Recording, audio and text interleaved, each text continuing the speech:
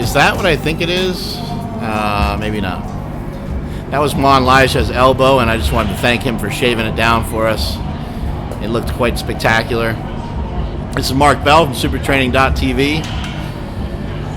We got some guys doing some dynamic effort squats. That's Treston Scholl squatting with a green band. This is Austin Baumgarten. They're squatting with a green band, and the green band is on the tensor. The tensor just helps add extra tension. When you squat with bands, you want to make sure that they're still tight at the bottom, not just tight at the top.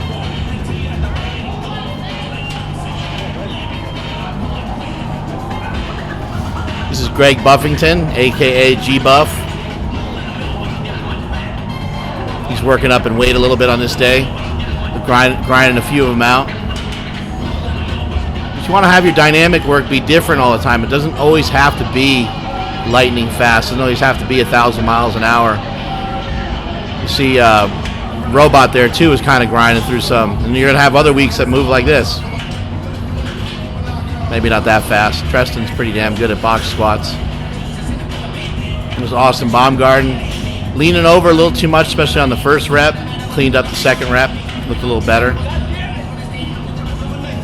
Here's Ryan Spencer, who turns into the Joker midway through his squats for some reason. Not really sure what that's about. Spencer only weighs 110 pounds, so it's some pretty good weights for him to be moving around. Kind of annoying, actually, when you lift with him, because he's like lifting similar weights to you, and you're just sitting there going, what's up with this little bastard?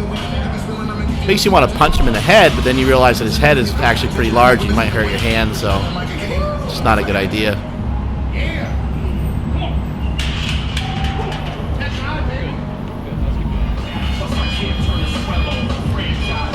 Typically on a dynamic day, you're going to want to do a lot of sets. You're going to want to do anywhere between 8 to 12 sets. The lighter the weight and the easier that you're moving it, I would recommend just doing more sets. If the weights are moving a little slower, then that's maybe when you would only stick to around 8 sets.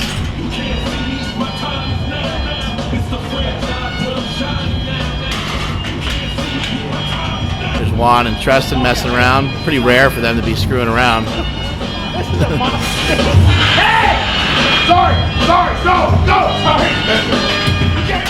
There's Spence going again. Spence is going up in weight. This is more of his max effort day for him. So he likes to go a little heavier. Plus he likes to show off.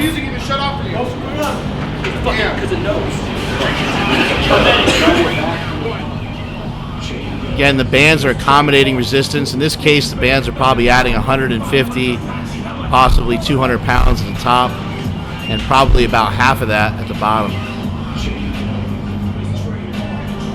And he's got, well over 500 pounds there. It looks like around 520. And then plus, nearly 200 pounds of band, so it's probably up around 700 pounds at the top. But the bands are going to make you produce more force because they're going to be lighter at the bottom. You got to really generate a lot of force and be fast, really push into the bar as hard as you can off that box. That's going to be your best chance to make the lift.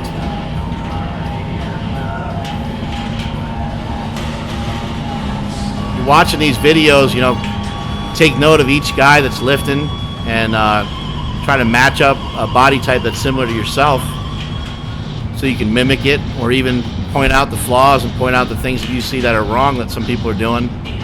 It'll make you a better coach when you're coaching your guys, or when you're having guys help you. Having this kind of environment has helped me tremendously over the years, and also having Power Magazine has helped me a lot. Just reading the different articles that come in, meeting a lot of different lifters, seeing a lot of different lifters lift, talking to a lot of different lifters about the way that they lift. Okay. Little Quinn's in the house again. She wants to go home. Kind of the same old story with her all the time. See the team's having a little conversation. We don't know what that's about. Top secret. Treston's going up in weight now a little bit. Still some pretty good speed.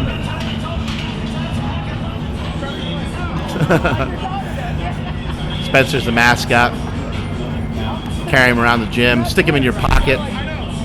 stick them in your trunk, throw them in your gym bag, whatever you'd like to do.